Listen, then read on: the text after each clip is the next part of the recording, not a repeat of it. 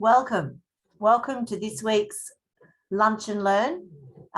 We'll get our guests to jump on in a minute, but first of all, I'd like to begin by acknowledging the traditional custodians and owners of the land and those of the land that we are on, the peoples of the Kulin Nation. I also pay my respects to the elders past and present. Each week we discuss a different project and a different material. Today, Ecologics Industry Manager, Doi Lee, welcome Doi, and our guest will be discussing a successful trial on Reservoir Station's shared user path where glass fines were used in the concrete mix. So I'll get Echo and Dev and Philip to reveal themselves. This is a 30-minute session. There'll be about 10 minutes at the end for questions. You're welcome to pop them into the chat or the Q&A during the session. And the sessions are recorded, so you are able to see these recordings after the session. So I'll hand over to Doi and let him get started. Thank you, Cheryl, and thank you to our panelists for joining today, and thank you to our audience for dialing in. I suppose before we get started, probably a quick round of introductions is in order. I might start with Dev. Did you want to say hello to everyone and introduce your role?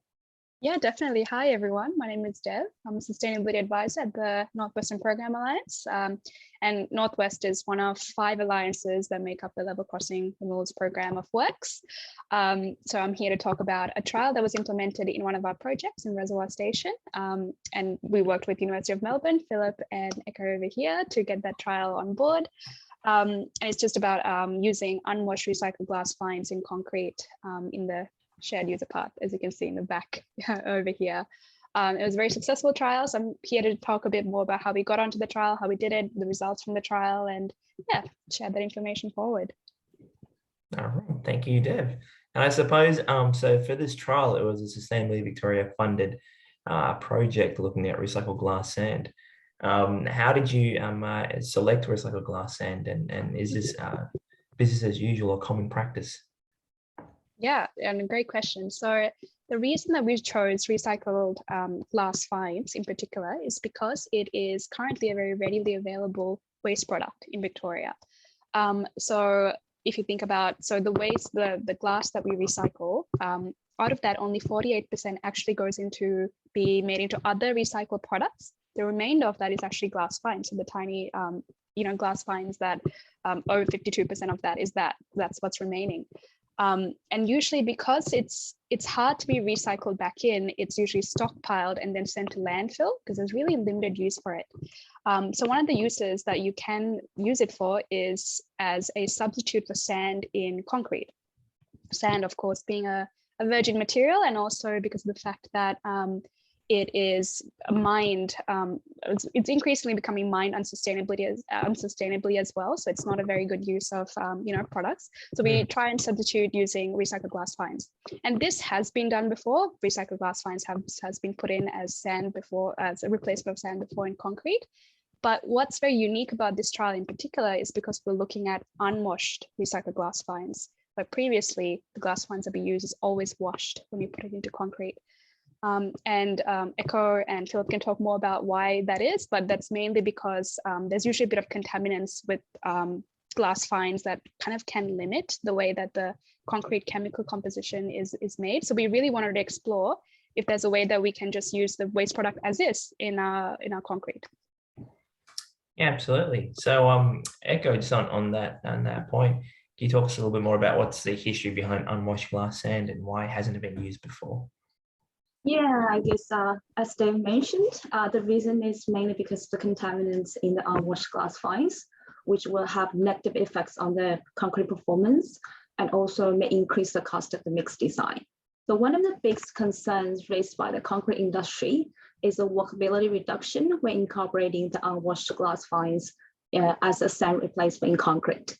The workability reduction is due to the relatively high amount of the clay and silt, as well as some organic impurities in the unwashed glass fines because they're from that waste stream and have been in the stockpiles outside for a long time. So in order not to lose the workability as well as the strength, what we typically do is to increase the dosage of the water reducer, or we call the super plasticizer, in the mix design. But if we do that, it will definitely increase the cost a lot, because the water reducer is very expensive. And I guess that's what the industry doesn't want to see. Also, the possible presence of sugar in the unwashed glass fines is another concern, because the collected waste glass primarily comes from the food containers and also the beverage bottles. So sugar acts as a retarder in the concrete, which will delay the concrete setting. And finally, I think the local government, the Department of the Transportation, is very cautious about introducing the new materials to the current standards, instead of using the well-tried materials. Even though, based on my knowledge, I think some concrete industry are really keen to use new sustainable materials. Thanks, Eka. So with that in mind, how did Northwest get involved? Like, what was the trial? What were the parameters that you're trying to meet to bring the department on board? Yeah, definitely. There's a lot to talk about here, because I guess to do the trial, there's actually a lot of work and a lot of time that went into it to actually pour concrete on ground. I'll give a bit of a background into how we went about approaching University of Melbourne. So initially, back in, I think, 2016, Sustainability Victoria and the University of Melbourne had done initial trials, so initial lab testing, to see the feasibility of using unwashed glass fines in concrete. And that trial was actually very successful. We were able to prove in the lab that the concrete met VicRoad standards as it should be met. So because of that, that's when Northwest came in. We were actually met the University of Melbourne in a Sustainability Victoria event, where there was it's like an industry and research development kind of event, where we were presented with different ideas. And this was definitely one that we were very keen on, because we were already able to prove in lab that this was something that's feasible. And we really wanted to be, I guess, one of our projects to have the opportunity to trial this from a lab setting to in real life setting, to see if it's actually feasible in big construction projects as well. So from then, so that's when the initial collaboration formed. So that meaning us as the industry partner, University of Melbourne researchers and Sustainability Victoria funding us as well. And we also had other players involved, like Hansen, who were the main concreters behind that, made the mix design for us as well. And then finally, VicRoads was also involved in that early stage collaboration. They were interested to see if the results from this can actually go on to inform their standards. So that collaboration of all these different groups kind of started at the very beginning, when we were thinking of bringing this trial forward. And yeah, that's where it all started.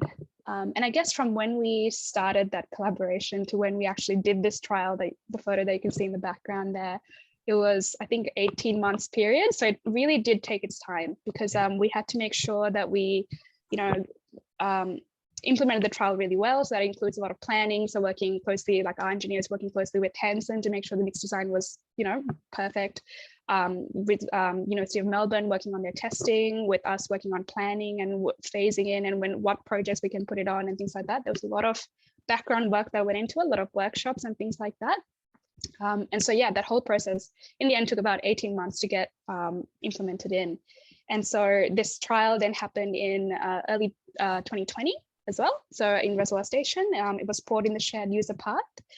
And then samples of this concrete that you can see that's being poured here then was taken by University of Melbourne to do further testing and to do the further, for further research and everything like that. And then the results from that, again, were fortunately it was very positive again, and did show that it met VicRoad standards, and that results and research and papers from that went on to inform the update for VicRoads section 703. So now, now the update is that we can use up to 10% unwashed glass fines in concrete when you're doing the mixes. So I guess, yeah, so that's the whole story of how this whole trial went on to actually change the standards themselves. Fantastic. Look, so it sounds like an 18-month journey, and I imagine collaborating across all those stakeholders wasn't easy. So can you tell us, maybe, what were some of the challenges you faced early on, if there's anyone here in the audience that's keen to embark on this journey in future? So for the early challenges, the challenge that I faced was regarding the experiments at the very early stage of this project. So back then was replicating a commercial mixed design provided by one of our industry partners, Hanson, but the strength of concrete was not as good as supposed to be. So our immediate thought was that it might be due to the difference between how the concrete is made by us in the university's lab and how it is made by the industry in their concrete plant.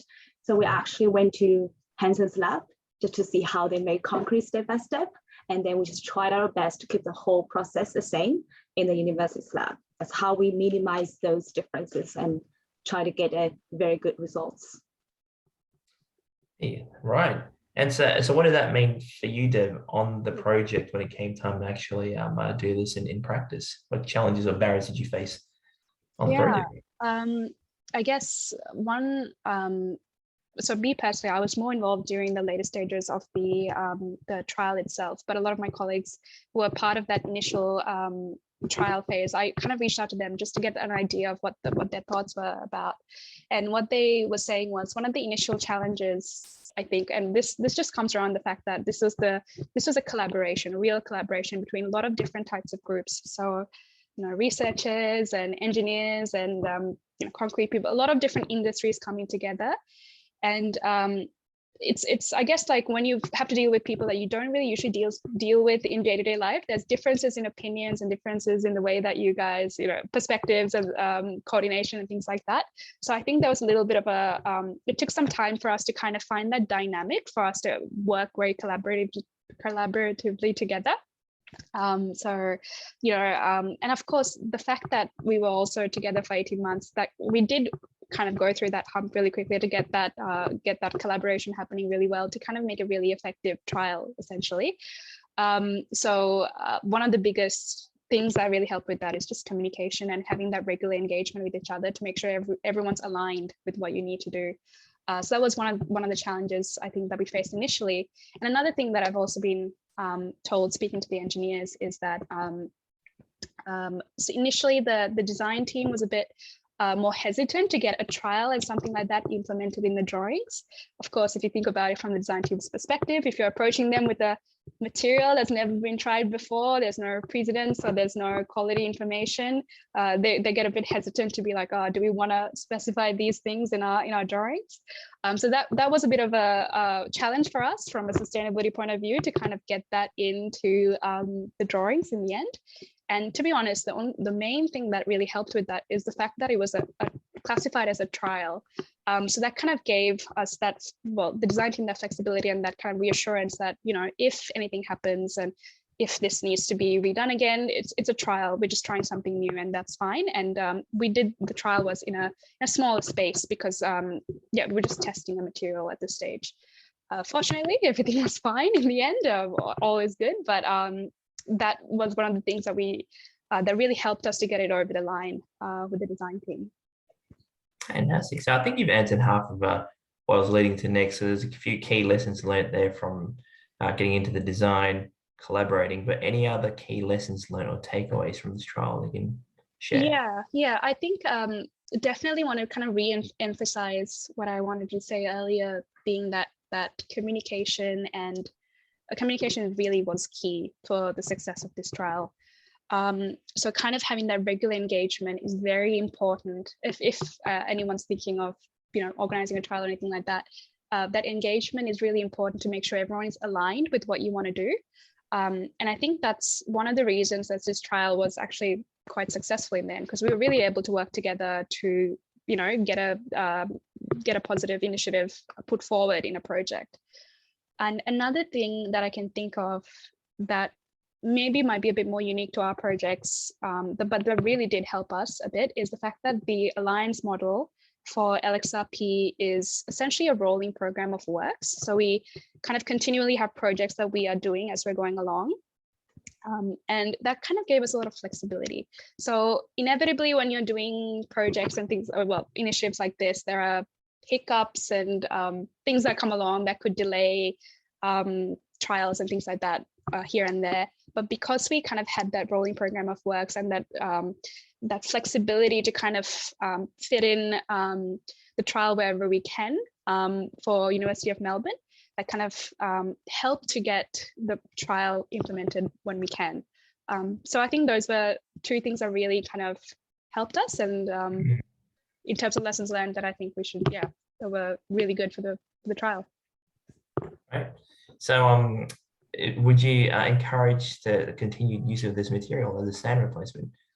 Yeah. So speaking to the engineers, the delivery team that did this, they really wanted to get that message out that yes, they were interested and definitely keen on using this material again.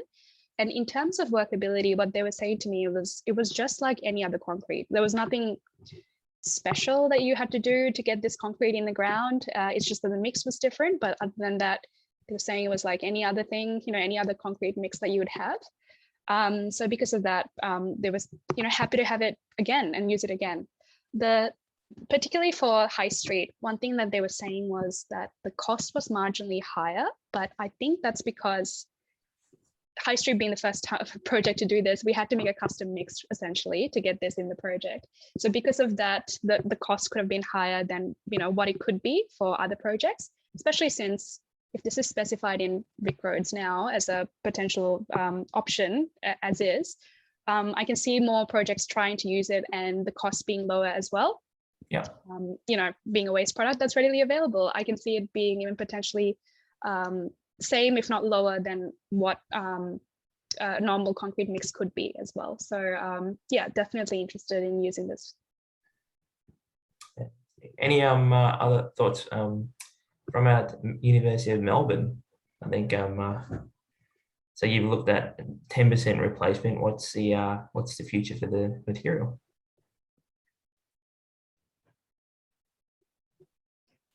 So I think at this stage, 10% is still quite conservative, because I think at this stage, the concrete industry is just looking for a very low risk and kind of safety replacement for sand.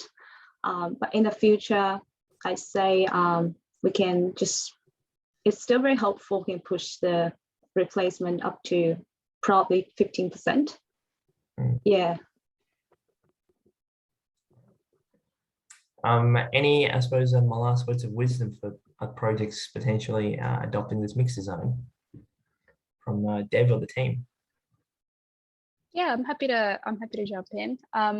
One thing that I guess when I was having a chat to my colleagues about this trial and trying to get an understanding of the initial ways that we came about and about doing this, one of the things that really came out was the fact that it was really that engagement that we had with Sustainability Victoria and also then University of Melbourne that really made this trial happen.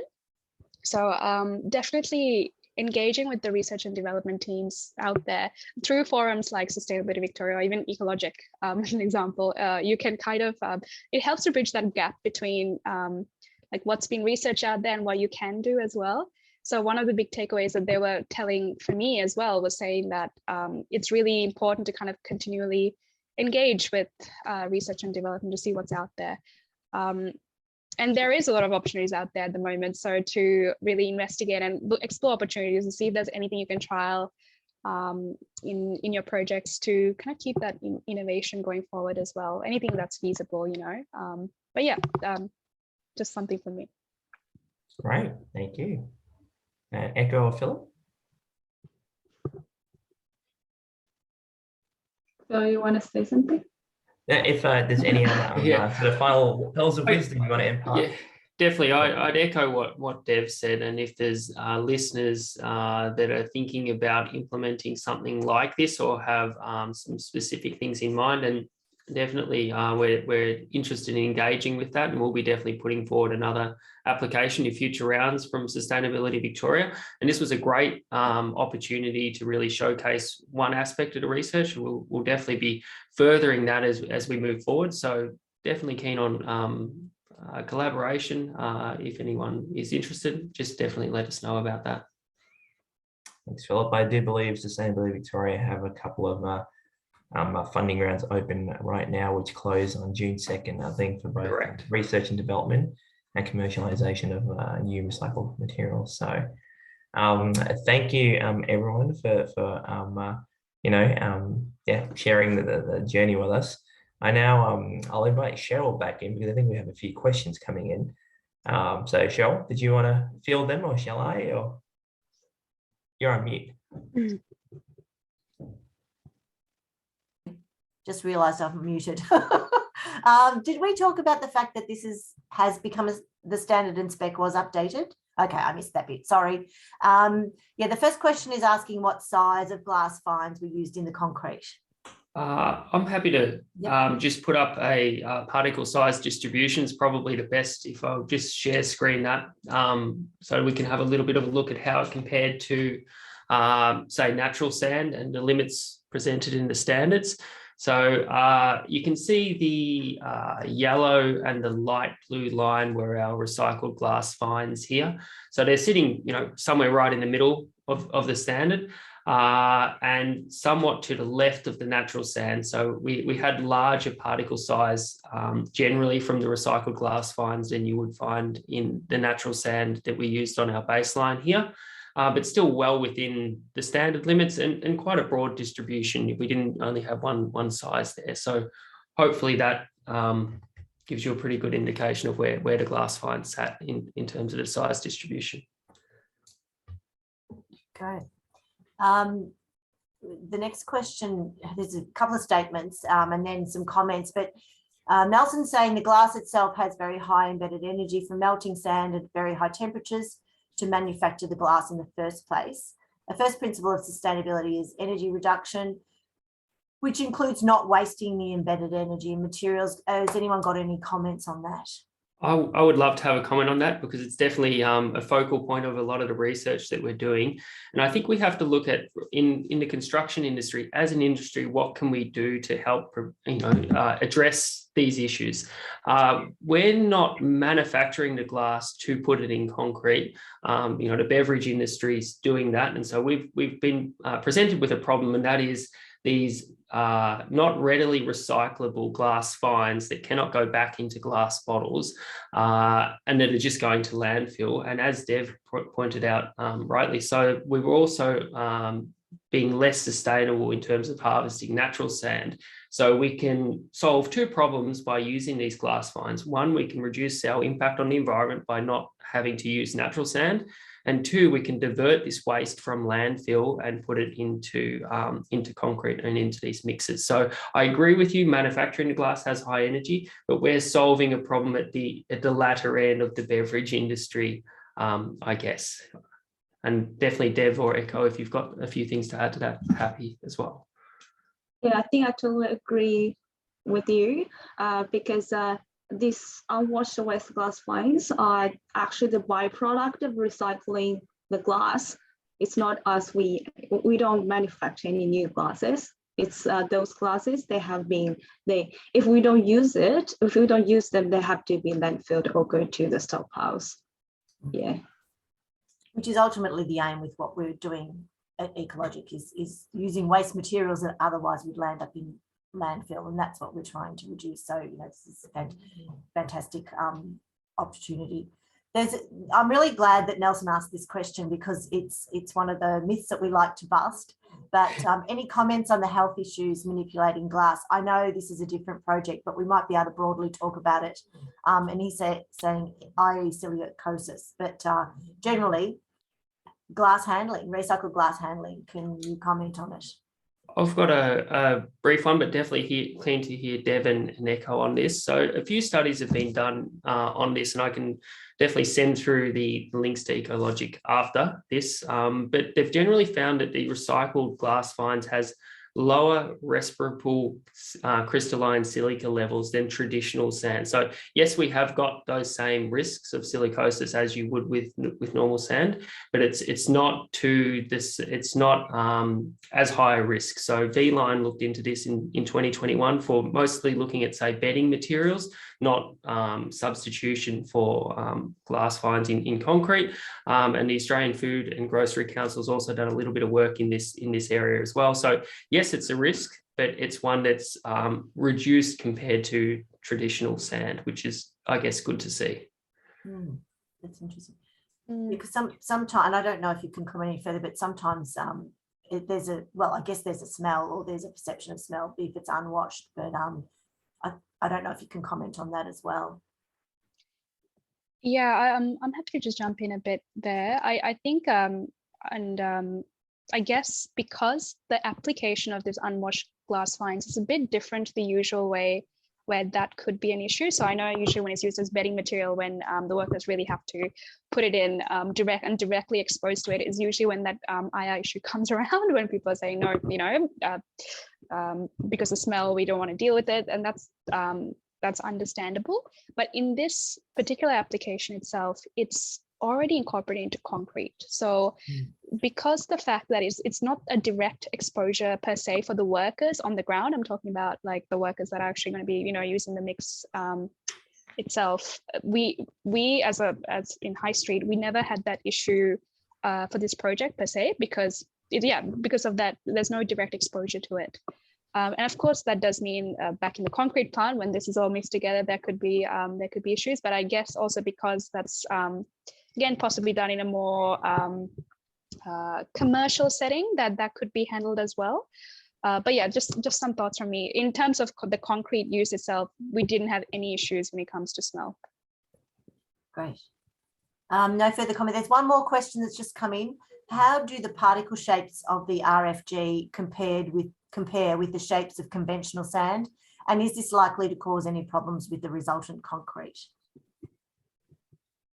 I think for the particle, yes, I'm happy to answer that. I think for the particle shape, it's fine that the recycled glass is usually more more angular or sharper than the natural sand. But if we keep it like this as this low replacement, it won't have any big effects on the performance of the concrete. But if we do increase the replacement, probably say more than 20%, then we probably see a more obvious strength reduction due to this different shape, because it's more angular and has more like the stress concentration around the edge of the particles.